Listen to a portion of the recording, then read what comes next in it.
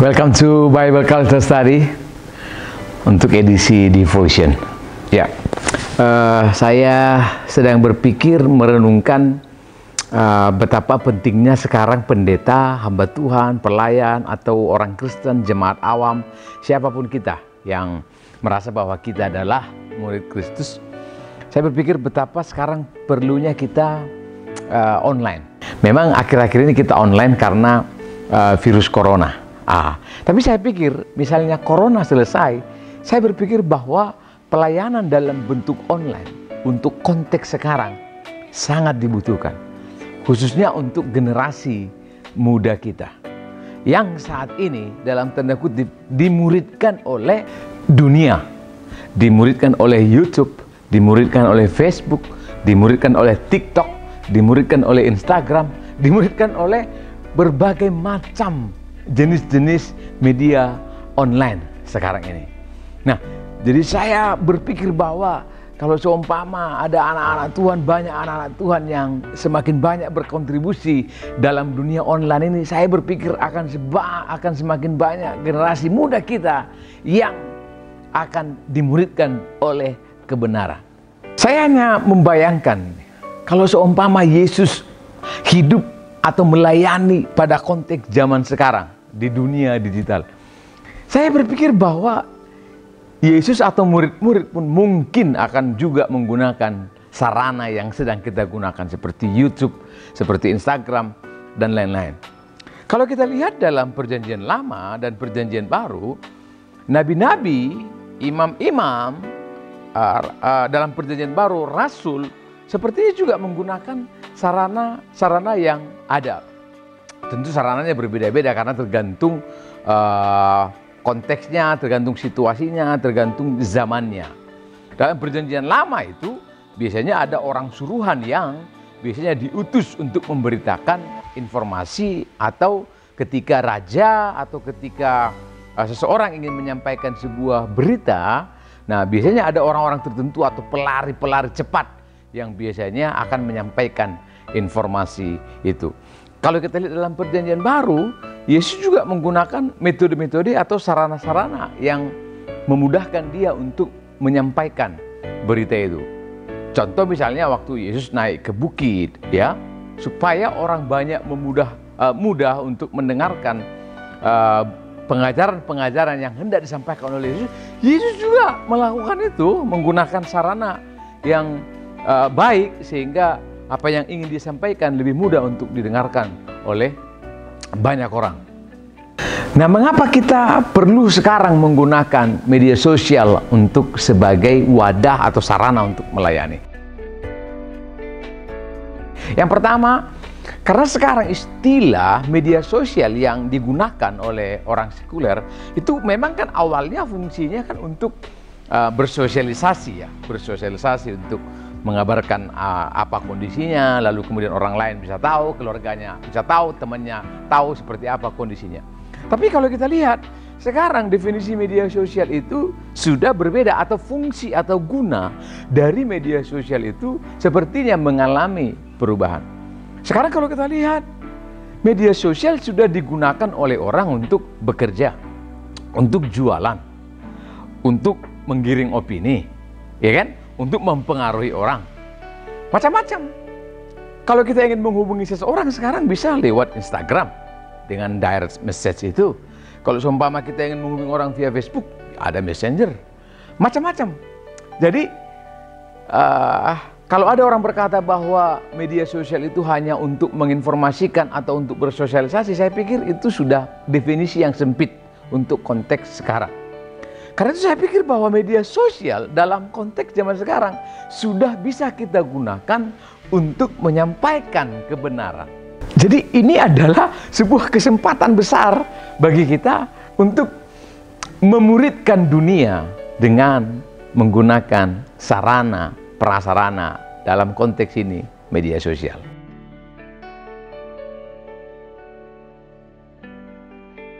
Nah, yang kedua adalah bahwa dalam konteks sekarang adalah era globalisasi. Globalisasi itu di mana semua orang boleh berkontribusi. Jadi dunia itu sudah tidak diikat oleh antara hanya negara A, lalu negara B, lalu negara A dan negara B tidak berurusan. Oh no. Jadi sekarang tidak ada lagi sekat, tidak ada lagi tembok pemisah antara negara A dengan negara B. Karena ini adalah globalisasi, maka biasanya sistem demokrasi akan mengikuti itu. Artinya apa? Semua orang sekarang dalam dunia globalisasi boleh berpendapat, bisa menyampaikan opini, sehingga ruang untuk mempengaruhi orang lain, untuk menyampaikan kebenarannya itu terbuka lebar. Nah, saya nggak bisa bayangkan ya, kalau semua orang boleh menyampaikan opini, maka orang dengan latar belakang apa saja, apa keyakinannya, apa sudut pandang berpikirnya dia, dan lain-lain, itu sekarang boleh menggugahnya di media sosial, dan kalau dia berhasil maka akan banyak orang yang bisa dia pengaruhi. Nggak peduli dia sesat atau tidak sesat, mau benar atau tidak benar, mau salah atau tidak salah, nggak peduli. Kenapa? Ini era globalisasi, semua orang boleh menyampaikan pendapat. Nah, yang saya pikirkan adalah kalau gereja, kalau pelayan Tuhan tidak hadir dalam dunia ini, maka generasi muda kita akan dimuridkan oleh kebenaran-kebenaran itu tadi. Nah, jadi ini memang membahayakan, tetapi juga bagi saya juga sekaligus sebagai peluang bagi kita. Jadi kita juga sekarang punya tempat, punya waktu, punya ruang, punya kesempatan untuk berkontribusi dalam dunia globalisasi ini.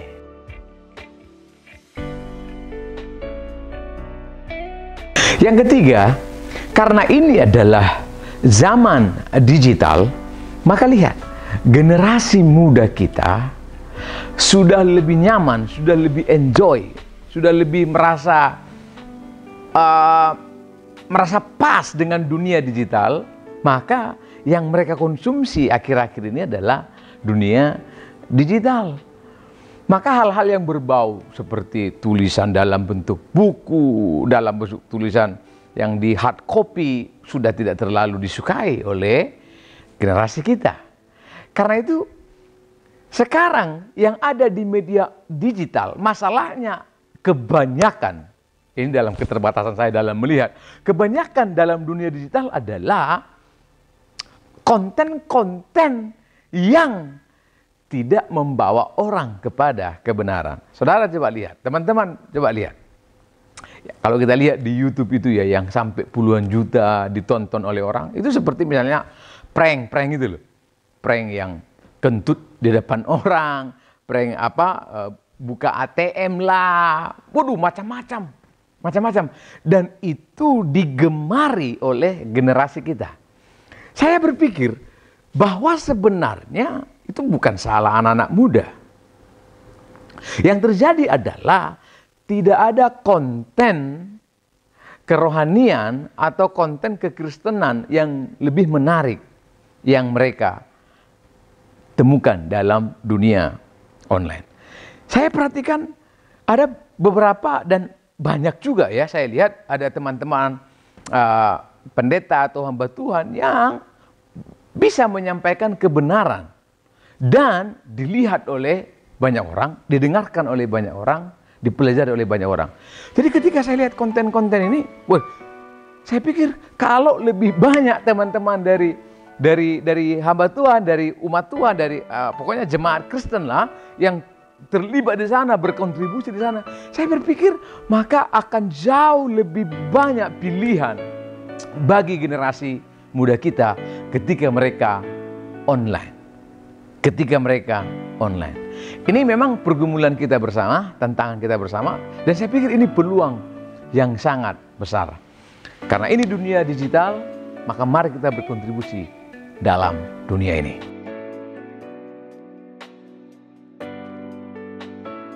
Yang keempat, ini kesempatan bagi kita, teman-teman yang misalnya suka berkhotbah, ini kesempatan bagi saudara untuk berkhotbah di depan jutaan orang. Bahkan jika seumpama khotbah kita bisa ditranslate dalam bahasa Spanyol, dalam bahasa Portugis, dalam bahasa orang-orang di Afrika sana. Berarti kesempatan pengajaran kita didengar oleh orang itu bisa sampai didengarkan miliaran orang. Kalau hanya didengarkan tanpa mengerti kan repot juga. Nah, jadi saya merenung, oh iya juga ya, tidak perlu menjadi seorang Billy Graham yang dia beli waktu khotbah didengarkan sampai 2 juta orang secara langsung.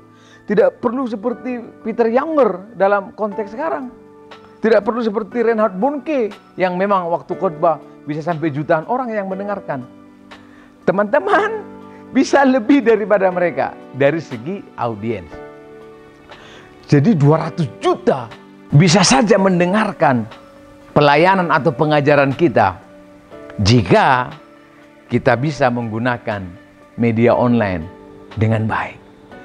Jadi bayangkan, semua orang di dunia ini punya kesempatan untuk mendengarkan teman-teman, mendengarkan penjelasan-penjelasan biblikal kita, pengajaran kita, jika kita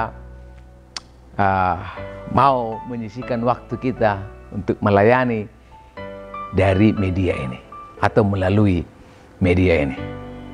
Saya nggak bisa bayangkan ketika pengajaran-pengajaran kita sampai ke ujung dunia sana, sampai ke telinga orang-orang Afrika. Dan saudara lihat, kalau kita lihat YouTube, bisa sampai ratusan juta kali atau ratusan juta orang menonton sebuah video dalam YouTube. Saya pikir ini adalah kesempatan besar bagi kita, anak-anak Tuhan yang hidup dalam dunia digital. Jadi Anda ingin melayani ke orang-orang Afrika?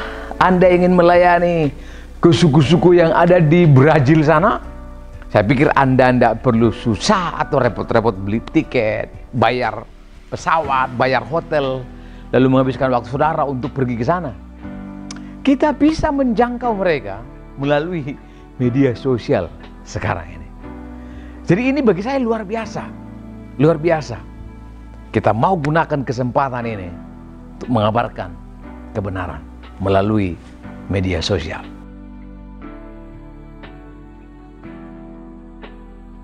Yang kelima adalah kenapa kita perlu sekarang menggunakan media online. Kalau kita lihat ya, generasi kita sekarang ini kan adalah generasi yang sangat kritis. Maka kalau saya lihat ya, di Facebook, kalau saya lihat di web, kalau saya lihat di internet, kalau saya lihat di media apa saja, ada banyak sekali pertanyaan-pertanyaan atau diskusi-diskusi yang bagi saya ini perlu jawaban-jawaban yang betul. Di Facebook misalnya, kan banyak itu sekarang serangan-serangan kepada iman Kristen itu. Nah memang banyak sih orang mengatakan, gak usah diladeni, kurang kerjaan apa. Iya, mungkin kita kurang kerjaan. Tapi anak-anak muda kita itu loh, yang sejak SD sudah akrab dengan media online. Mereka tidak berpikir masalah dapur. Jadi yang mereka kerjakan ya di situ, di dunia online itu. Nah ini yang kita pikirkan. Karena mereka korban sekarang. Dan banyak sekali generasi muda kita sekarang yang lahir, bergaul dalam dunia yang sangat terbuka. Itu sebabnya pertanyaan yang bagi kita tidak masuk akal pertanyaannya, atau kita tidak pernah pikirkan pertanyaannya, sekarang banyak muncul di media sosial, media online. Pertanyaan-pertanyaan yang membutuhkan jawaban-jawaban yang betul-betul memuaskan, atau paling tidak menjawab keresahan anak-anak muda kita sekarang dibutuhkan. Dan lihat, kalau kita tidak hadir memberikan jawaban di sana, maka orang-orang lain yang akan memberikan jawaban. Dan saudara tahu, orang-orang itu sedang menyampaikan ketidakbenaran juga. Nah, itu sebabnya perlunya sekarang kita memberikan pendidikan melalui media online.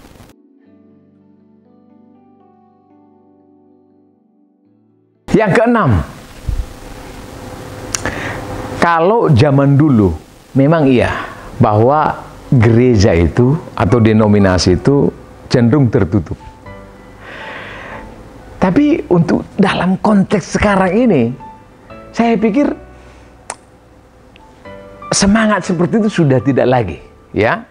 Bahwa kalau khotbah gembala ini hanya didengarkan oleh jemaat si A, atau jemaat Pentakosta hanya boleh bergereja di jemaat Pentakosta. Saya pikir itu adalah pikiran orang-orang tua kita dulu. Karena sekarang anak-anak muda yang lahir dan hidup di dunia globalisasi sudah tidak memiliki semangat itu. Nah, itu sebabnya berarti sekarang khotbah atau pengajaran denominasi A tidak lagi hanya dinikmati oleh denominasi A, atau tidak seharusnya hanya untuk denominasi A. Jadi semua orang diberikan kesempatan untuk menyampaikan pengajarannya dan didengarkan oleh Kristen yang bukan denominasinya atau jemaatnya dia. Nah, karena itu kalau jemaat Anda misalnya tidak beribadah, dia bisa saja mendengarkan khotbah orang lain dari media online atau media sosial. Jadi bukan waktunya lagi sekarang pendeta A khotbahnya hanya didengarkan oleh jemaat A. No. Ini dunia globalisasi dan ternyata dampak dari globalisasi itu sampai kepada gereja. Nah, jadi ini waktunya bagi kita untuk menyampaikan apa yang kita anggap benar, menyampaikan apa yang kita anggap itu sesuai dengan kebenaran firman Tuhan, sehingga generasi muda kita akan lebih banyak pilihan dalam membuka situs-situs online atau media sosial.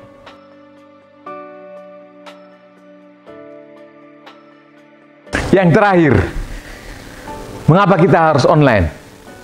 Karena sekarang kini waktunya kehidupan pendeta, kehidupan hamba Tuhan, kehidupan orang-orang Kristen itu harus terbuka. Ya, kalau dulu kan ada itu ya, kalau pendeta itu harus kaku, harus jaim, harus jaga image dan seterusnya.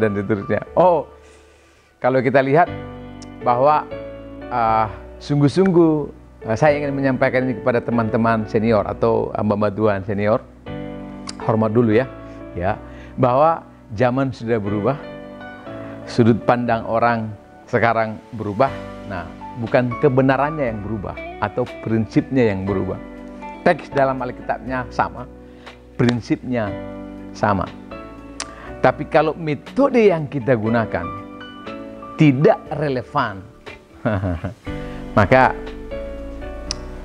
dengan berat hati saya akan katakan ini, bahwa kita akan ditinggalkan oleh generasi muda kita. Jadi ini waktunya kehidupan kita betul-betul tidak ada lagi yang tersembunyi. Apa yang kita yakini perlu diberitakan kepada orang lain, karena ini memang dunia yang sudah terbuka. Ini dunia yang sudah terbuka. Nah, jadi kalau zaman dulu konsepnya kan hamba Tuhan itu kaku dan seterusnya. Sekarang sepertinya definisi itu atau pemaknaan pemahaman itu sudah bergeser, sudah berubah. Oleh karena itu dalam konteks sekarang kita tidak perlu zaim lagi ya, karena dunia sudah berubah. Mungkin ada memang tantangan ketika kita ingin menggunakan media sosial untuk mengabarkan kebenaran. Mungkin tantangan yang pertama adalah kita takut tidak banyak yang like, tidak banyak yang nonton. Ini manusiawi, ini normal, ini biasa ini. Tapi saya mau katakan gini,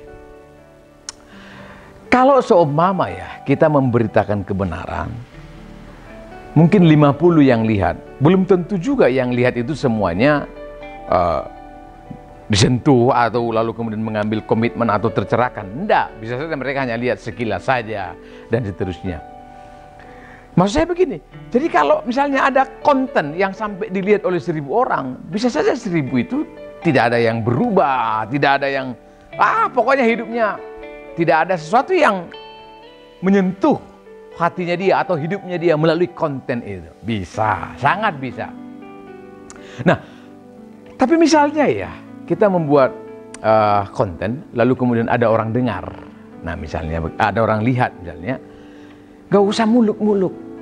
2 atau 3 orang saja yang tercerahkan.